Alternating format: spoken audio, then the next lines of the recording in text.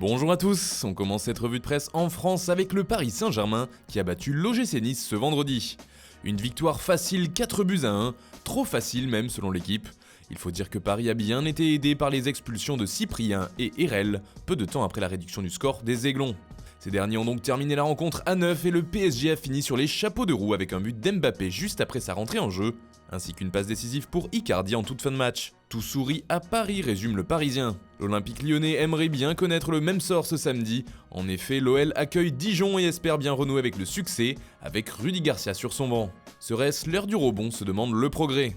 En Angleterre, le choc de cette 9e journée de Premier League, c'est Manchester United-Liverpool, et il aura lieu dimanche à 17h30. Une affiche historique mais qui sur le papier semble d'ores et déjà jouée, tant la différence de niveau entre les deux équipes est flagrante en ce début de saison. Pour le Daily Mirror, les Reds sont les nouveaux invincibles, une référence aux récentes déclarations de Wijnaldum qui se voit bien devenir les nouveaux invincibles justement.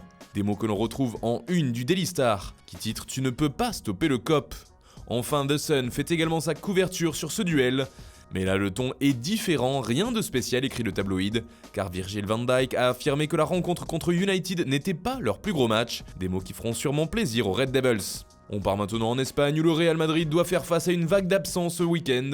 Zidane devra faire sans Bale, Modric, Kroos et Vasquez, et il va également laisser Carvajal à la maison, rapporte Marca. Pour le quotidien ibérique, c'est clair, le leader change ses plans et aura une équipe B pour aller jouer à Majorque ce samedi soir. C'est également ce qui fait la une du journal AS qui affirme que l'esprit des Madrilènes est déjà tourné vers Istanbul.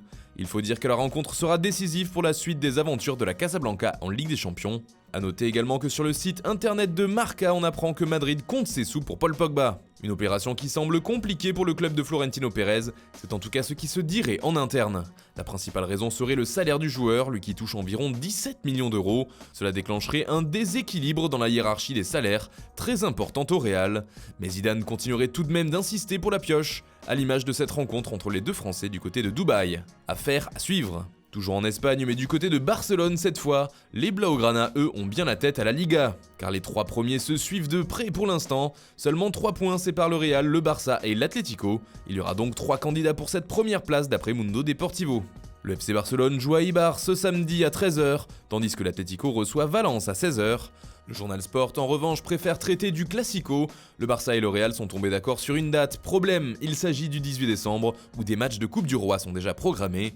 La Liga a donc demandé à ce que la rencontre soit jouée le 4 décembre et le comité de compétition de la Fédération espagnole de football a demandé aux deux formations de trouver un nouveau terrain d'entente, un accord qui devra être fixé avant ce lundi. Enfin, on termine ce tour de la presse par l'Italie, où Zlatan Ibrahimovic fait les gros titres. La star suédoise a donné une interview exclusive à la Gazzetta dello Sport, dans laquelle on apprend son désir de rejouer en Serie A. « Je veux revenir en Italie », a-t-il avoué, avant de montrer une nouvelle fois sa légendaire confiance en lui.